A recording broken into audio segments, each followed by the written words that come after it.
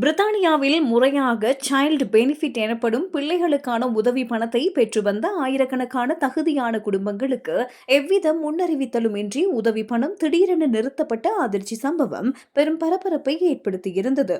பிரித்தானிய வருவாய் மற்றும் சுங்க திணைக்களம் மோசடிகளை கட்டுப்படுத்த எடுத்த தவறான அதிரடி திட்டத்தினாலேயே சுமார் 8,000-க்கும் மேற்பட்ட குடும்பங்கள் பாதிக்கப்பட்டுள்ளதாக தேசிய தணிக்கை அலுவலகத்தின் விசாரணை அறிக்கை அம்பலப்படுத்தியிருந்தது.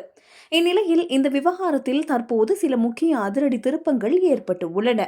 இந்த தவறான நடவடிக்கையினால் பாதிக்கப்பட்ட மக்களிடம் முறையான மன்னிப்பை கோரியுள்ள HMRC நிறுவனம் ஆரம்பத்தில் சில தவறுகள் நடந்ததை உத்தியோகபூர்வமாக ஒப்புக்கொண்டுள்ளது. அத்துடன் பாதிக்கப்பட்டவர்களில் முதற்கட்டமாக 51 விண்ணப்பதாரர்களுக்கு மொத்தமாக 3,200 பவுண்டுகள் இழப்பீடாகவும் வழங்கப்பட்டுள்ளது.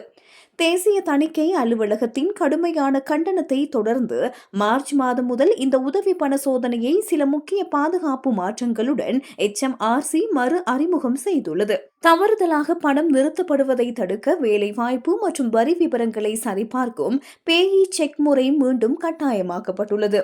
இனிமேல் ஒருவரது சைல்டு பெனிஃபிட் பணத்தை உடனடியாக சஸ்பெண்ட் செய்ய முடியாது. அதற்கு முன்னதாக அவர்கள் தங்களது தகுதியை நிரூபிக்க 1 மாத காலம் அவகாசம் வழங்கப்படும்.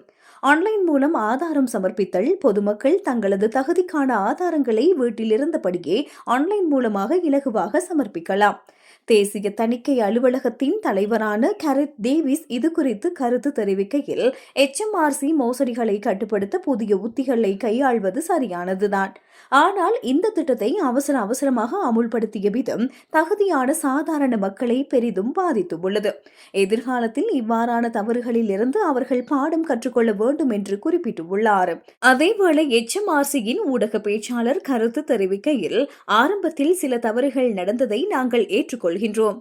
ஆனால் உடனடியாக செயற்பட்டு அவற்றை சரி செய்துள்ளோம். எங்களது இந்த தீவிர நடவடிக்கையின் மூலம் தகுதியற்ற முறையில் உதவி பணம் பெற முயன்ற பல்லாயிரக்கணக்கானோரின் விண்ணப்பங்கள் தடுக்கப்பட்டு வரி செலுத்துவோரின் பல மில்லியன் பவுண்டுகள் பொதுப்பணம் பாதுகாக்கப்பட்டுள்ளது என தெரிவித்துள்ளார்.